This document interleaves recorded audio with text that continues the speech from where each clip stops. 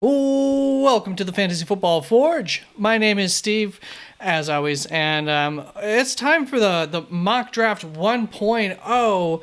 Only catch is I'm going to be going over the second round because you can find the entire first round. I mean, I will do a quick recap of the first round, and as every team has its final pick of the draft of the first two rounds, I will have a little ribbon at the bottom of the screen that will display the entirety of the draft as well, so you will know who was taken here in the first round. But if you want to know about my thoughts, the reasoning behind that, maybe some thoughts on the pick itself, etc., just my little write-ups. I do have a write-up for each of those picks on the article that I wrote, which you can find on my website, www.theFFforge.com. Just click right up top on the articles tab, and you can find it under the NFL draft tab there. I know it's a beautiful website. I designed it myself. If you want my services, I come very cheap, and you get what you pay for. So, one thing about this draft, I will recap here quick, that's on this little write-up, is that I did, kind of go over the quarterback situations that we are not aware of currently exactly what will happen with them, but they will obviously shape the actual draft. So, free agent currently, Baker Mayfield, expected to sign with Tampa Bay in this mock draft. He has signed with Tampa Bay. For Kirk Cousins, a similar situation from Minnesota. I don't know what the expectations are necessarily for him. I don't know that anybody knows what Minnesota is thinking at this point in time, but I think most likely scenario for them is just going to be, because of where they're in at the draft, to bring Kirk Cousins back on in, as long as Kirk Cousins is on board with that. And I don't know why he wouldn't be, really. It's a pretty solid team that they built around him. Denver plans to trade or release Russell Wilson. That seems to be the current thought process there. I find it hard to imagine that he will come back to Denver. He is currently on the roster, though, at the time of the NFL draft in this situation. And a little non-quarterback situation, Jacksonville does not re-sign Calvin Ridley, so Atlanta would get their third-round pick in that situation. Not much of a bearing on the draft. So let's just recap this first round of this draft here, which starts off with Caleb Williams going number 1 to Chicago, followed by Drake May, Jaden Daniels, Marvin Harrison at number 4 to Arizona. Nothing too crazy there. Then we are going to see a trade at pick number 5. Once again, all the details are in that write-up up on the website. There's a write-up for each pick there that you can see, and the trade compensations on there too. Now that's a huge deal. If a team wants a certain pick, they have the ability to get it some way or another. And then, as you can see, I did do a write-up for Carolina and for Cleveland's picks, but didn't really write up on the second round of picks. So, back to the draft. There was a trade here at the 5th spot. Malik Neighbors goes to Chicago in this situation. Rome Odunze to the New York Giants. Obviously, a trade here at pick 7. Las Vegas coming up to take Bo Nix in this situation. Once again, there is a logic behind it. Is this earlier than Bo Nix will go? Quite possibly, but I do think there is a scenario where this could happen. Dependent, of course, or maybe it's J.J. McCarthy, but just really dependent also upon what the league thinks of these players is going to be a part of it, and what teams think the rest of the league thinks on these players, because it's not going to be 100% sure what every team thinks about them. But I do think that everybody will be looking at Denver and probably be expecting them to be wanting to take a quarterback with their number 12 pick. So you want to beat them to the punch, you're going to have to trade ahead of them. And that's kind of the scenario here for Las Vegas to grabbing Bo Nix. Then we've got Dallas Turner going to the Falcons, Kenyon Mitchell going to the Los Angeles Chargers after they had traded back, Joe Alt to the Jets, Latu, Minnesota. Pittsburgh moving up here to pick 12, grabbing Olu Fashanu, left tackle, and then Talif Wanga going to Tennessee after they had traded back. Jared Verse to the Saints, Terrion Arnold going to Indianapolis, Brock Bowers to Seattle, Brian Thomas Jr. to Jacksonville, J.C. Latham to Cincinnati, Cooper DeJean to L.A., Nate Wiggins to Philadelphia here at pick 20. So they did move up here in order to make this happen. Miami, Amarius Mims, another move up here at pick 22. And if you've been following, there's been one team that has consistently been falling back here. Just kind of worked out like that. And, sometimes that happens. Troy Franklin, though, here at pick 22, going to Kansas City. Them kind of feeling the pressure to get their guy. And in this situation, I have their guy being Troy Franklin. Not wanting to lose out on him. Byron Murphy going to Houston. Washington, Jackson Powers-Johnson going to Dallas, Tavondre Sweat to Green Bay, Chop Robinson to Tampa Bay, Jerzon Newton to Arizona, Keon Coleman to Buffalo, so nothing too crazy here down the stretch. Ennis Rakestraw going to the Lions, Kool-Aid McKinstry going to the Baltimore Ravens. Darius Robinson very well could sneak his way into the first round, and I do think that San Francisco would be a good fit for him. So there's Darius Robinson and J.J. McCarthy with the final pick of the first round going to the Denver Broncos, the team who consistently dropped back in this mock draft. And so there are 3 teams at the end of the first round that do not have a pick in the second round. There they are. So the Jets will end this draft with Joe Alt unable to trade back from that 10 spot, or more likely, I think if Joe Alt is available at that 10 spot, they're just happy to grab him and figure it out, or maybe trade up in the second round, whatever, figure it out as far as, I assume, wanted to also get a wide receiver here early on in the draft. To pick 12, Pittsburgh using some of that capital to come up and take Olu Fashanu, and Brock Bowers going to Seattle. They just don't have a second round pick. So, and same with the Jets. So there we go. Let's move on to the second round of the draft. But before we get into the second round of this mock draft and really get going, please enjoy an ad from my sponsor, me, Steve, of the Fantasy Football Forge. I wanted to make you aware of some of the benefits that you can receive by becoming a supporting member of the channel for the low price of 99 cents. Upon becoming a channel member, you will receive a link to a Discord channel where you can communicate with the community on whole, and at this time of draft season, you will also receive access to a bunch of extra benefits. Number 1. Write-ups for each player I've scouted at each position, some of their strengths, their weaknesses, and extra notes that I wrote about each of them. Number 2, my positional draft board with players in order of their draft grade via round, first round, second round, second/third round draft grade, etc. Number 3, my top 50 big board. Thank you very much for any and all of your support. And now back to your regularly scheduled programming. And with the first pick of the second round, the Carolina Panthers are on the board, and this will be their last pick of the draft. So you can already see who they've drafted on the screen. Obviously, if edge rusher Brian Burns does not return to the team, that could be an area that they would be looking for some talent on the board at edge. Braylon Trice, some people might think Jonah Ellis would be worth it up here. Those are, I think, going to be the 2 big names. Could go interior offensive line, like a guard spot. Don't really think that they need to, and I do think that there's a bigger need with maybe more talent on the board here at wide receiver. And to me, it's between Ladd McConkey and Adonai Mitchell, top 2 on the PFF draft board as well here.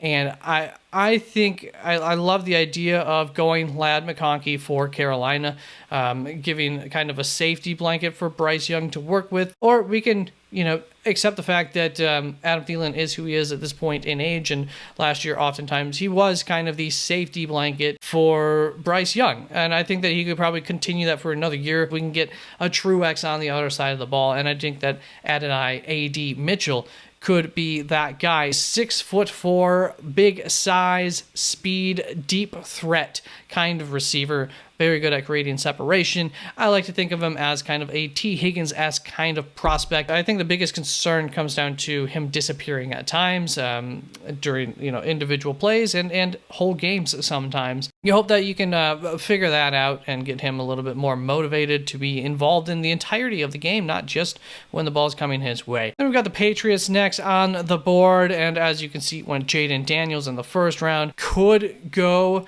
wide receiver here would be, I think, the big one that a lot of people will be having them go. But with Ladd McConkey just being the only guy for me who's really, really worth the value at this point in the draft, I just don't think that Ladd McConkey is really the type of receiver that they need. They've got Pop Douglas there who can work out of the slot. Mostly that's where Ladd McConkey is going to be working from. I went with their other big need, which is along the offensive line, and get a very high-end prospect in Tyler Guyton, who is extremely athletic. He is 6'7", 322 pounds. He rarely loses big. He does not get demolished. He hangs in there regardless and just does not get blown up. He is still a prospect. He's not, he's raw. He's going to need, He's kind of in the mold of a Marius Mims in this draft, of just guys who are, still going to need to get out there, get some more reps to clean up their game, but they have all of the tools and have shown already some pretty solid production anyways. New England getting a very high-end prospect who very well may be gone by this point in the real draft already. Arizona is going to be up on the clock next, and this is their final pick of the draft at pick 35. Arizona it could go, a lot of routes here. Could go for their top linebacker prospect if they think that the value is there here. Could go edge rusher, would make some sense. We got Marvin Harrison in the first round. We got Jerzon Newton late in the second. And now we're just going to shore that up with offensive lineman Troy Franklin. He's not an offensive lineman. Troy Fautanu, offensive line, tackle, guard. Which is he? I can't say for sure, and I think it's going to depend on the scouts and what their thoughts are. A lot of people thinking he's a guard. Either way, they just need help along the offensive line, part of why I think he's a good pick for them. He'll find a home somewhere. Then the Washington Commanders coming up on the board next. They still have another pick. Here they're seeing a scarcity of current value at the cornerback position, and I have them going with the safer of two options that I think the value starts to be there. They could have gone edge, could have gone interior defensive line.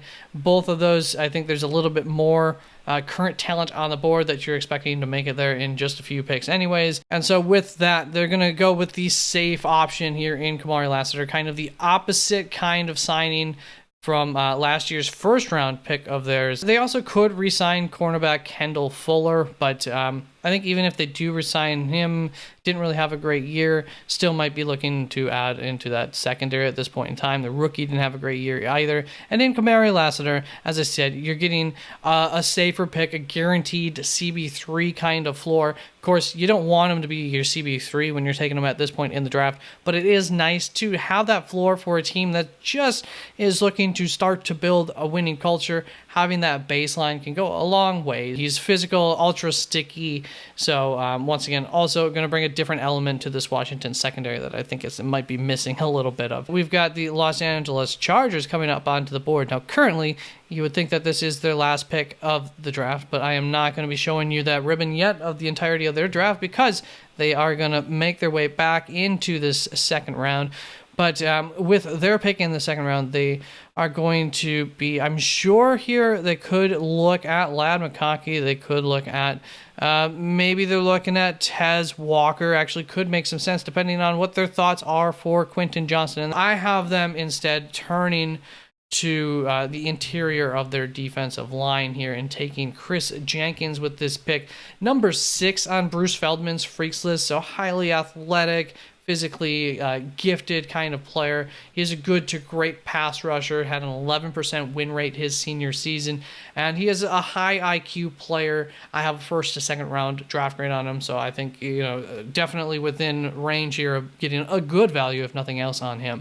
All right, with pick 38 in the second round, we're going to see the Tennessee Titans coming up onto the board next. So they moved back in the first round. Still got one of their top offensive tackle prospects in Teli Fuanga.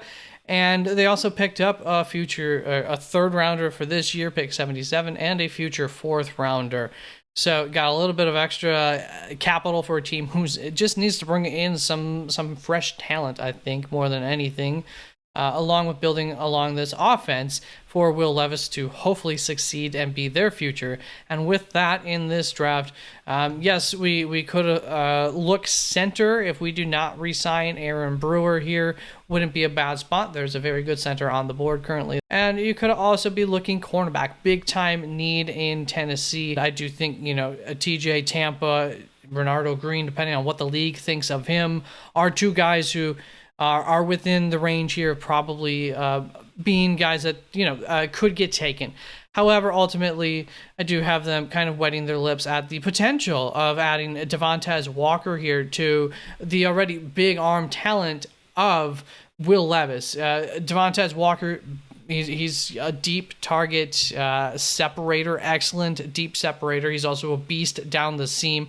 two throws, two areas where Will Levis can definitely, chuck the ball. I do want to, you're going to hear this plenty throughout the entirety of the offseason. Devontae Walker struggled massively at Senior Bowl practices, but someone is going to end up taking a shot on him regardless of that turnout, and that turnout does not spell disaster for his career. It was a bad week. I do have a second/third round grade on him regardless, and I do think that he has some small elements of Devontae Adams' game in him when he gets the ball in his hands, and he's trying to just fight for that extra yard or two. There was some movement on some of the tape that I saw that I was like, oh wow, it looks a little Devontae Adams-esque. And so, if he can bring that to some of his route running too, that could go a long way. So he needs to polish and work on his route tree and just how good he is at running those routes. But at the end of the day, we pair up a big arm to a big play threat. Day one, walking in, we know that Devontae Walker can beat guys deep and be that kind of threat and help open up things for the rest of this offense, if nothing else. So that is the route that Tennessee decides to go with this pick. At pick 39, the New York Giants come up onto the board, and they're still going to have another pick. They could go a lot of ways. That being said, the New York Giants, I think, need to, at this point, basically, they're seeing a guy on the board here, Michael Penix, that they're just saying, we didn't trade up for him, but he is there. Sorry, not sorry, Daniel Jones. We're bringing in some camp competition. And Michael Penix, good for you. You're going to have the chance to, learn a little bit, possibly, for a part of a season behind Daniel Jones. Maybe Daniel Jones has a really good year, and maybe there's suddenly a problem in New York of having two quarterbacks who are good. That'd be fine. I think that would be a welcome problem for New York as a whole, and they would not feel like they wasted this pick even in that situation. You can always trade a quarterback and get some decent value back from him. Anyways, Penix is extremely good at avoiding taking the sack. He's extremely good under pressure, so you like that. And he's got a great arm. The issue with him is that he really does struggle with touch. He doesn't have much touch at all, and he doesn't test the middle of the field. And we just saw in this modern NFL with this, these defenses that are giving these offenses some headaches, one of the ways to not find success against them is by just sticking to throwing outside the numbers. We saw Pittsburgh and that offense, specifically that Matt Canada offense, but I don't know that it improved a whole lot after he was gone, struggle to throw down the middle of the field, and the thought process was that was a huge reasoning for their issues. You're going to want to make sure to get Michael Penix to get comfortable throwing down the middle of the field, and I don't think there's any reason that he shouldn't be like that, so hopefully you can get rid of that little nugget of statistical data of his at the next level. And that's going to bring us on to the next draft pick 40, going to bring up Washington for their final pick of this draft, and Washington's going to end up with that quarterback in the first round in Drake May. Then they came back, took Kamari Lassiter. We're going to take Braylon Trice here. Just he's fallen far enough, and we don't have any edge rushers on that defense now that we traded them away. You do hate to get a second round. It was a financial issue as much as it was a production issue with some of the trading of those edge rushers away. So you just got to restock, repile at a much cheaper rate here for Washington, and they do that with Braylon Trice. Got good mobility for his size. He's a speed to power kind of guy, so bring a little attitude to that defense, hopefully there. Then Green Bay Packers come up onto the board next, and I'm going to have them take Jordan Morgan. Their guard, John Runyon Jr., even if they retain him, still area of improvement there and a center that immediate improvement would help. So Jordan Morgan listed as a tackle here. It could very well be a guard instead. A lot of people think he's a guard after his showing at the Senior Bowl. I still think there's a possibility of tackle. Regardless, the Green Bay Packers like to take tackles and turn them into other positions along their offensive line. Their offensive line room is a lot of previous tackles, whether they're currently tackles or not. He gives you a little bit of versatility, of course, additionally, which every team likes, and the Packers are one of the teams who definitely like that. So, yeah, that is going to be the Green Bay Packers. Their draft is not over yet, but the Minnesota Vikings are going to be finishing up their draft with this next pick of theirs. A lot of people don't think, they invested with some mid-round cornerback picks last season, so they're not looking to take a cornerback, blah, blah, blah. Well, look, they got some guys with some good high floors. At least one of them, Mekhi Gardner, was it? Or was it the other one, Mekhi something? Turned out, was the guy that I thought he was, basically prepared to come in day one and help the team. They could still use some top end, shut down, whatever type of cornerback talent. Now, I do think they could also be looking at Ladd McConkey if they like him. I think that is an area on that offense that they could improve, that slot wide receiver. That would be fun. They still might need another edge rusher. They've got 3 free agent edge rushers, so I assume they're not going to end up resigning all 3 of them. So just taking one in the first round is not going to be enough. But here I have them going with TJ Tampa. Highly athletic, high upside cornerback talent. He was in his last year in college, was in the 98th percentile in terms of his forced incompletion percentage, so that's a great statistic. Played a lot of off coverage and zone is where he thrives. Is a very good Brian Flores fit in my eyes, so I like the fit there for Minnesota as well. Now we're going to come to our final pick for the Falcons, because they are not going to be up on the board next. They have a trade with Chicago. Once Michael Penix was off the board, if not after day one, maybe they didn't care for Michael Penix or knew that he'd probably get drafted before them. Whatever the case, they just decided to go after, where are you, Chicago's Bears quarterback, who's still available in Justin Fields, just sending over their pick 43 for that. Sometimes it goes through, sometimes it doesn't, without frustrating that.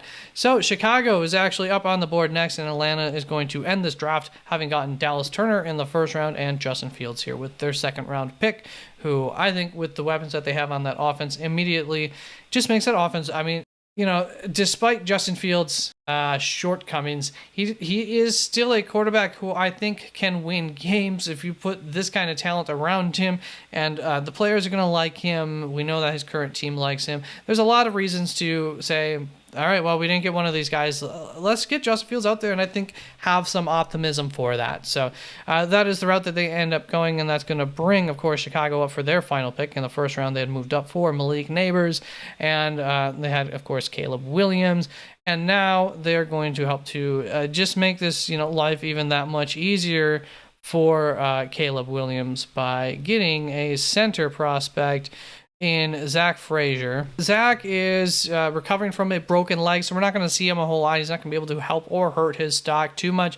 But if you're not helping your stock, if anything, you can fall a little bit at this point in the draft process. They could have gone edge, could have gone cornerback here too, 2 different areas that would make sense and have, especially at edge, I think the talent's still available at the board right now for cornerback. Only one guy who I personally have a pure second round grade on, and I don't know that the league feels the same. Zach Frazier makes a lot of sense. He is not too far off from a pretty consensus first round draft talent in JPJ, Jackson Powers Johnson. He's not too far away from that. 6'2", 314 pounds. He's going to have a low center of gravity, and he's going to have leverage on guys to help him win at the point of attack. He uses that all well. Very patient in the pass protection. You like to see that as well. Doesn't get caught leaning, getting overly aggressive or anything like that as well. So Zach Frazier to Chicago, I think you can get on board with this draft. That's going to bring us on to the Las Vegas Raiders. Okay, I already moved on forward here. They picked at pick 7, so they moved up in this draft, picked up quarterback Bo Nix. But we're also going to be having them trade back because Las Vegas Raiders, having lost some capital there in the first round, moving up for pick 7, are now going to try to recoup a little bit of capital, going to get 2 third-round picks for pick 44, and the Los Angeles Chargers would like to come back after they did gain a little bit of value. So we see the Raiders also gaining 2 third-round picks there. But let's move forward onto the Los Angeles Chargers, where basically with moving back in that first round from pick 5 to pick 9, they have moved into getting a second round pick, and by simply moving back those 4 spots and turning their third round pick this year into a future third round pick. So I think that's some pretty solid value, especially if you think in the first round here that they that's what they wanted. They were okay not getting a wide receiver in the first round. Then we help out that front and the back side of this defense that needs help there, and come back in, and we get the falling Ladd McConkey. Really like that for the Los Angeles Chargers. He is a pretty heavily a slot guy, but he can go deep. So I shouldn't say I really like this for the Chargers, because I do think he's a bit of an odd fit with Quentin Johnston. I got ahead of myself there. I like Ladd McConkey, the talent, quite a bit, especially at this point in the draft. He's ultra shifty. I wouldn't be surprised if he tests something like JSN did with the 3-cone and in the shuttle, meaning he would be pretty elite in that area of his athleticism, because it definitely shows up on the field like that. But once again, I was talking earlier about Quentin Johnson, about him being maybe more of a big slot kind of guy, that being the best area to put him in. You bring Ladd McConkey in, and that's going to get a little bit weird. But at the same time, you could really mix and match those two quite a bit too, because Ladd does have the ability to go deep. He does have straight line speed that can be threatening to teams. Taking another shot at wide receiver anyways, regardless if there is a little bit of overlap in the skill sets, I think is quite all right. You're going to need to... you need more than one wide receiver at this point anyways, with the age and talent of the current wide receiver core that you have. Some of those pieces maybe already leaving this season, which is going to bring us on to the final pick for the New Orleans Saints draft here. They took Jared Verse in the second round. They need help on both sides of the offensive line and the defensive line. Both sides of the trenches is what I meant to say. The tackles, offensive linemen in general, have fallen a little bit, I think, in this draft, and they're very happy to get Graham Barton, a guy who definitely gets mocked in the first round sometimes. So he is one of the safest and most versatile offensive linemen in this entire draft. So you'd be very happy with that, and totally fits some need there for the New Orleans Saints. I don't think you could be upset with Graham Barton and Jared Verse in the first rounds if you are a Saints fan or Saints organization. And that's going to bring us on to the Indianapolis Colts for their final pick of this draft. And they're going to take safety Tyler Nubin to pair up with cornerback Terrion Arnold. Now, I don't love this as much as I initially did, and I will say another area here that they might have been looking in, depends what they do with free agency. Is Grover Stewart going to return or not? Big piece of that defense. The defense totally looked different with and without Grover Stewart. So if he's gone, that's an area where I think even there's a lot of talent still left on the board at that position, but also that's another reason why you might be able to look past it temporarily here if you're Indianapolis. But Tyler Nubin. The reason I don't love this as much as initially, I think there's some overlap between the skill sets, depending exactly on how you come away after scouting these two. Not that you couldn't have both of them and be perfectly fine.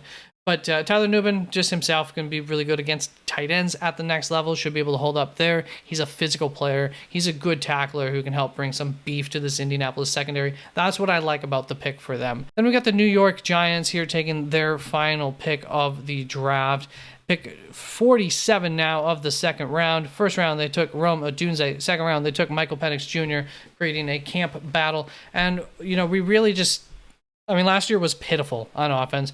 We need to improve, and so they're going to look towards a guard in Christian Haynes, where I think they have the biggest need, rather than taking a tackle and creating some concerns about where you're going to put this guy, where you're going to put that guy. Just take the position of need, and we took other positions of need as well prior to this, and I don't think we're reaching at all for Christian Haynes. If anything, might be a good value here. He was he had a strong showing, we'll say, maybe not a standout at the Senior Bowl. Did see him get beat sometimes, but overall he looked quite good. He's another guy with a short, stout build, giving him leverage, low center of gravity, so he doesn't end up with his butt on the ground too much. Can work through plays, can keep his balance a little bit better maybe than a bigger guy, so that works to his advantage.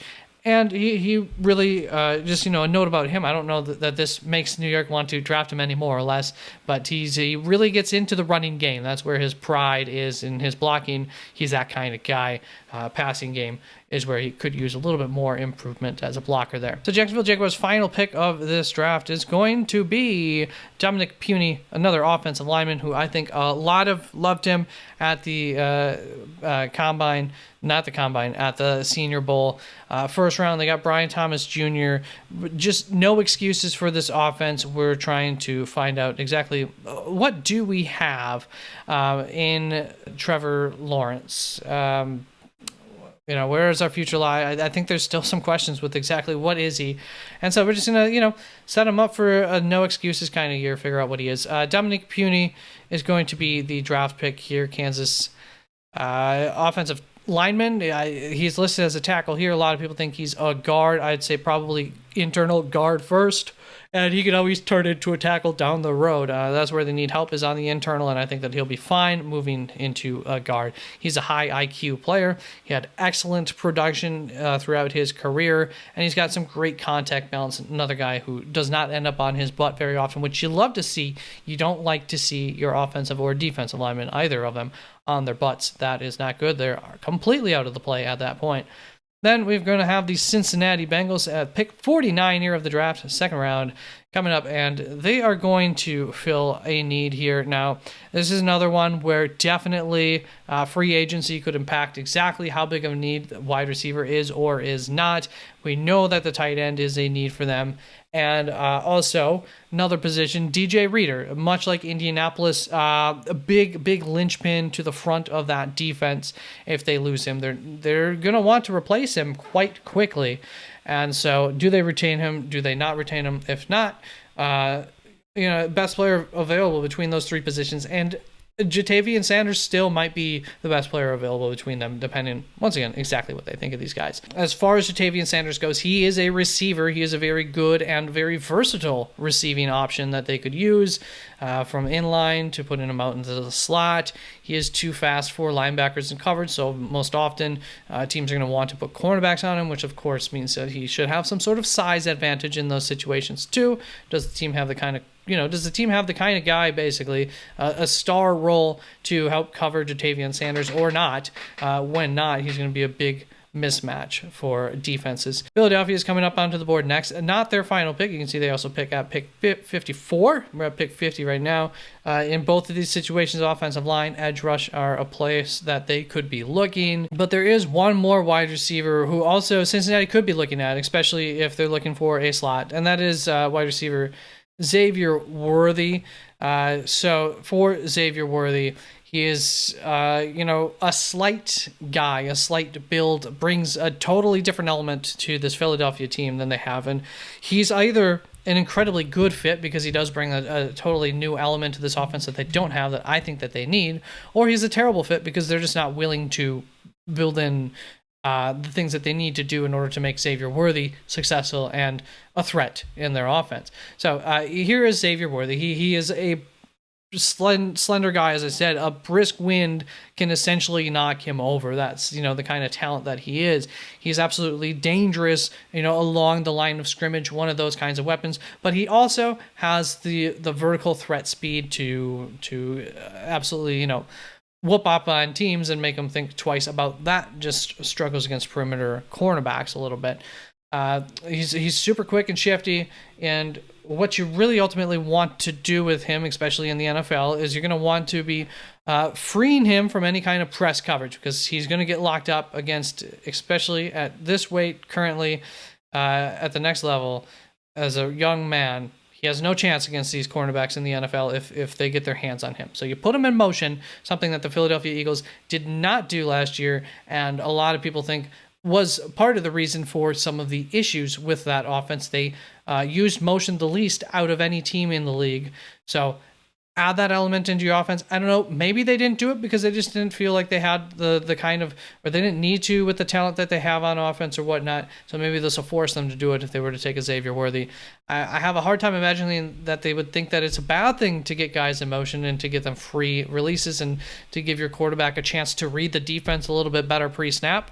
I don't know why they would think that's a bad thing. So Xavier Worthy could really, once again, just help bring a dynamic element to that offense. That's going to bring us on to the final pick of the draft for the Los Angeles Rams. We're getting to that point where I think it's going to be, I believe, every team's final pick from this point until the end of the draft. So Los Angeles Rams are going to take edge rusher here, Jonah Ellis. They do have a lot of needs, so they're kind of looking best player available. I've said, a lot of teams, hey, edge rusher could be a spot here, and it wasn't because there was a lack of edge rushing talent that I think could go in the second round that edge rushers didn't go. So at this point, Jonah Ellis is probably a pretty darn solid value for the Los Angeles Rams. Like I said, I think having him probably as the best player on their board available, and match him up with Cooper DeJean, really helping to bring a couple of dynamic whatever plus players onto this unit that performed quite well, brought in a lot of new talent last year, not necessarily high-end, high-ceiling talent, and kind of start to bring in some elements that can, some splash playmakers along that unit. And so I think that will have done that if this is what their first 2 rounds look like in Cooper DeJean and Jonah Ellis. Next up in the draft, final pick of their draft for Denver, getting into this second round, something that they don't currently have a second round draft pick for, by moving back 20 spots in the first round from pick 12 all the way back to pick 32, ending up with quarterback J.J. McCarthy. And in that process, this is how I like to look for it as. So you see this 4th rounder and this 4th rounder. So they move back about 10 spots there. So move back about 31 spots in total, 20 spots in the first round, 10 spots in the 4th round.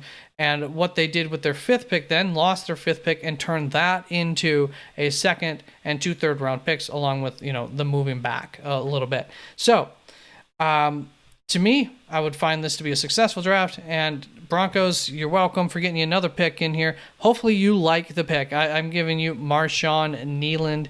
He is a big defensive lineman, edge rushing threat. He is dominant even in the against the run in the rushing game. He's very good against the pass rush, just better even against the run. At Senior Bowl, he beat Talif Wanga, a offensive lineman who a lot of people thought had one of the best Senior Bowls there. A guy who played Western Michigan. What's the competition talent level? Probably not the highest, but he came to the Senior Bowl, and I thought he proved himself pretty well that he's deserving of a fairly high pick in the NFL draft.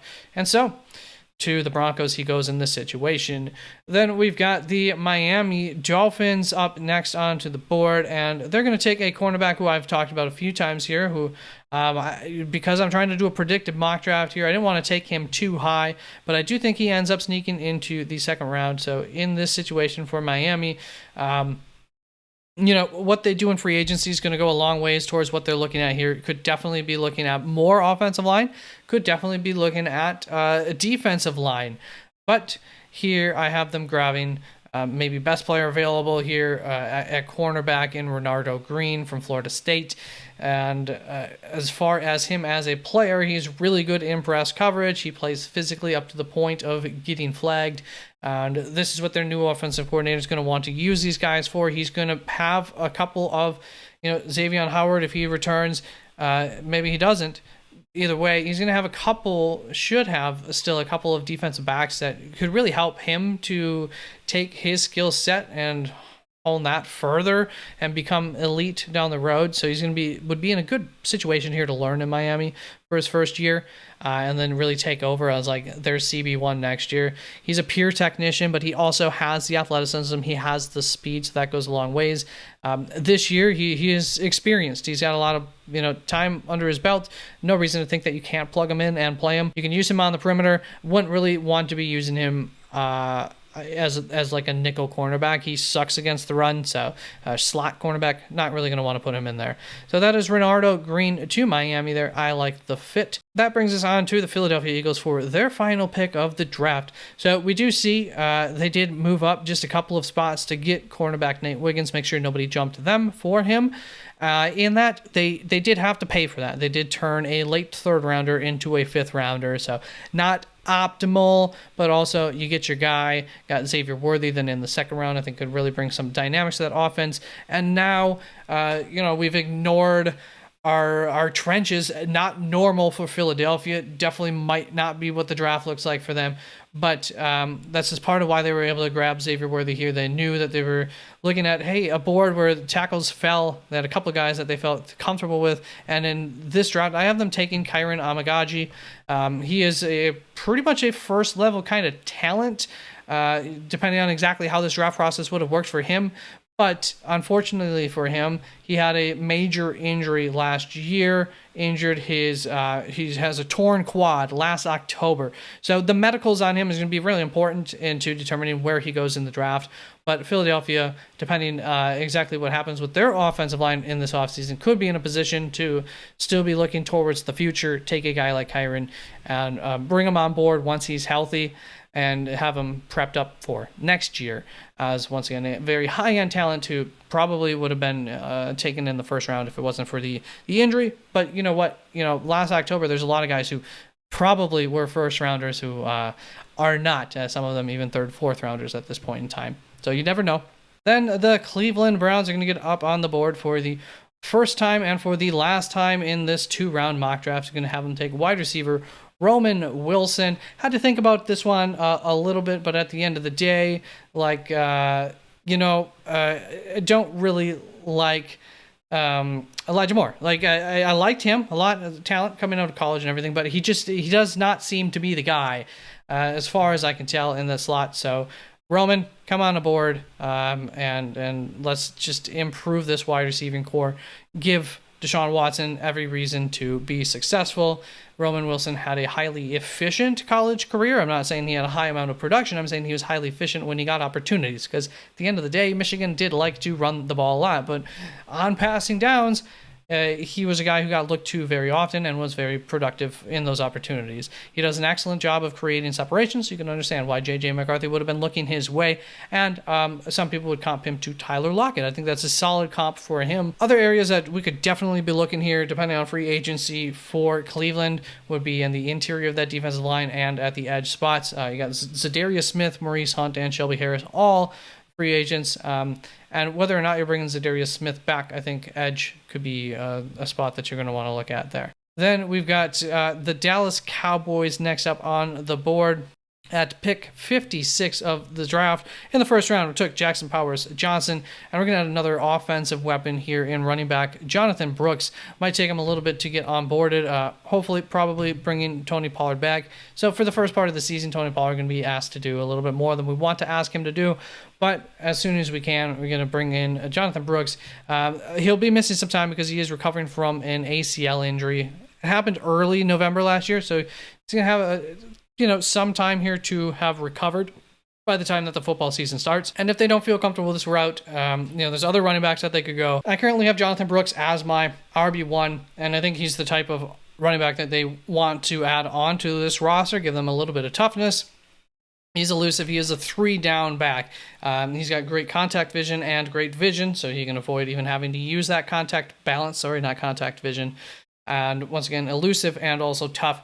Just kind of a well-rounded, really good running back. And on top of that, talking about well-rounded, he does have natural soft hands in the receiving game. The big knock on his receiving game would just be his route running. Could use some polishing up there. But once again, 3-down back for Jonathan Brooks. Green Bay Packers might be a little bit disappointed got taken off of the board. But they might also have a guy like Jalen Wright, not too far behind, slightly different running back in their grading.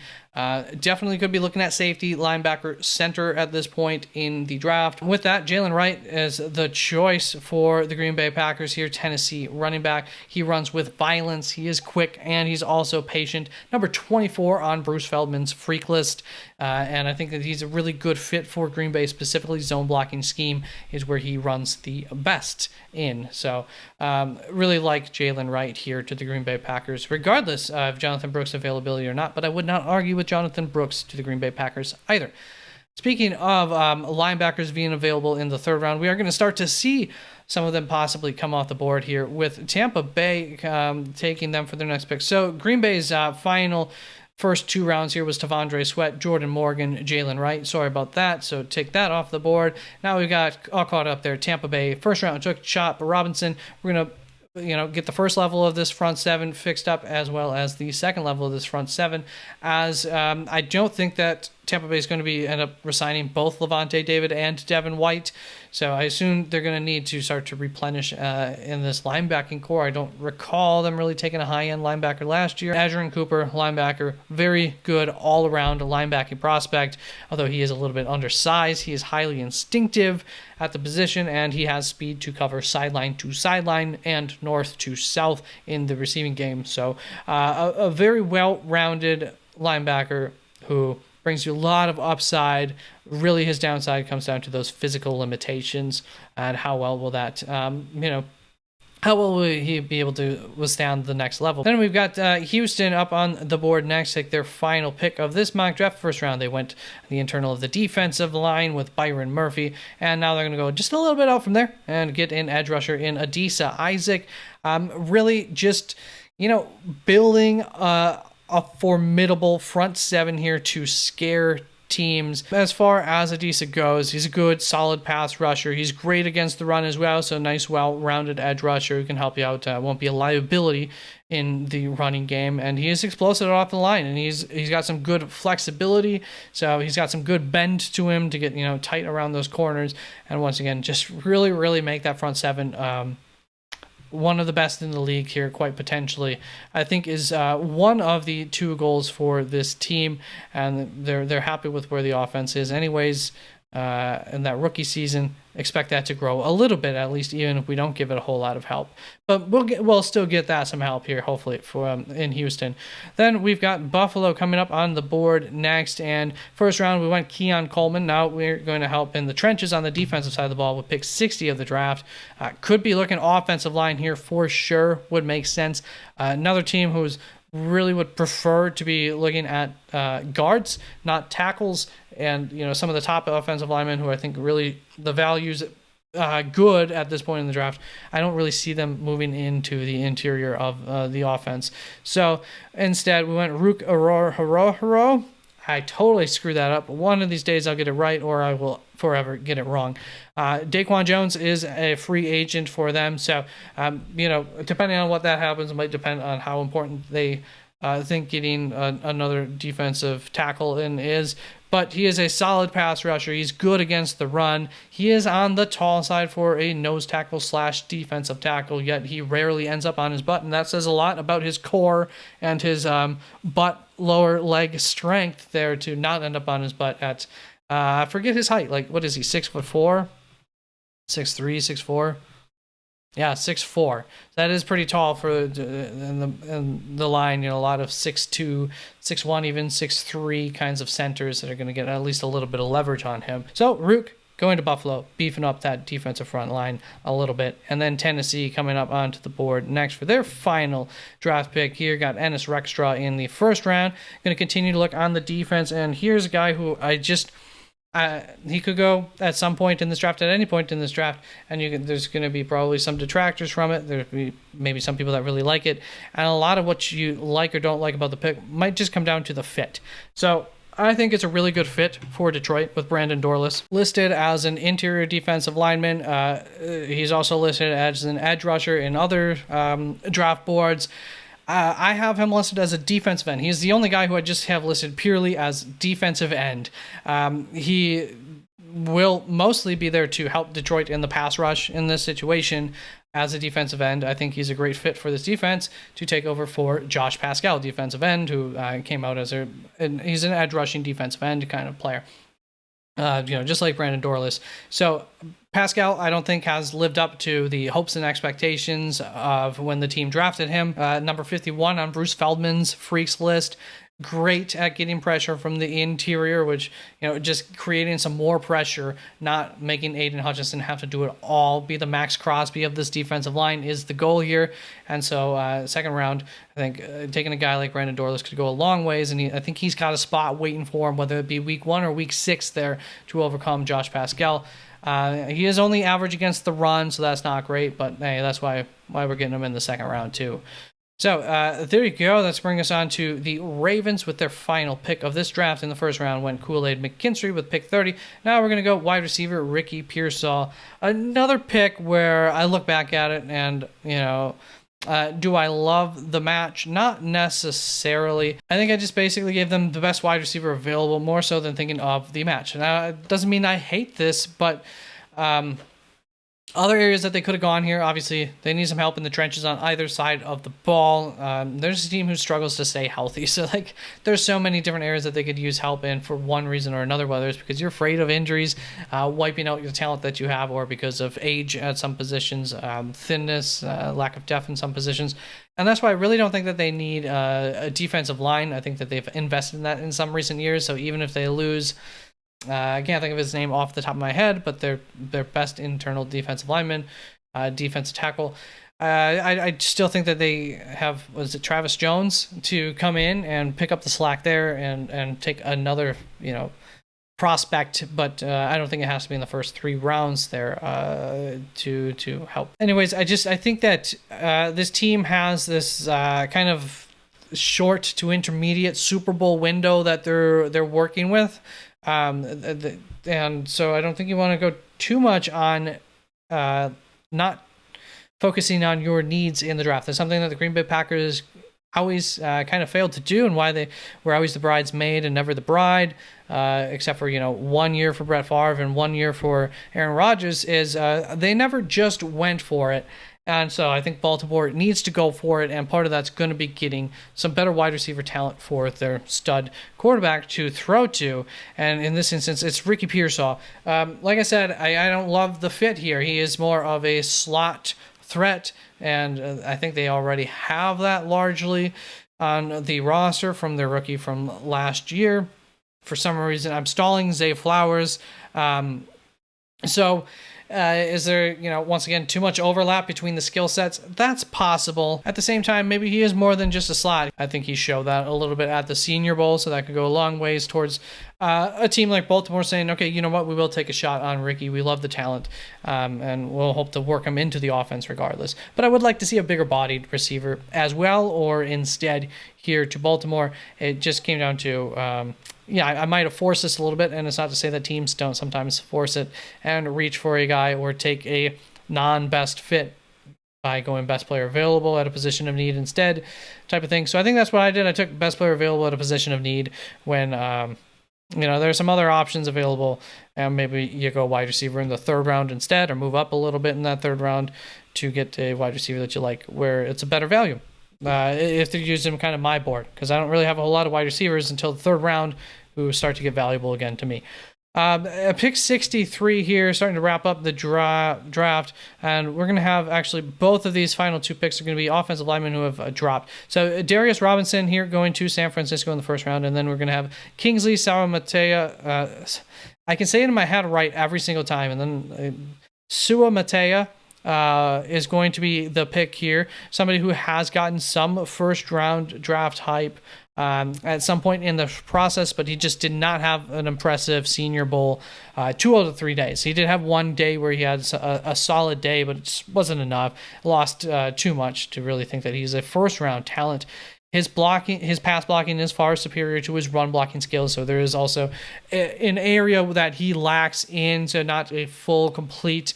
He might be plug and play, but still going to have an area where he needs to improve, that being the run game. So there's still some development to go for Kingsley. He has the tools to succeed. However, he was 3rd on Bruce Feldman's freaks list, so he has the physical and athletic tools to succeed. And that's going to bring us to another guy very similar in Patrick Paul here. Kansas City also could be looking defensive interior on the defensive line with Chris Jones in free agency. Whether he returns or not would have a big impact on whether they're looking that route.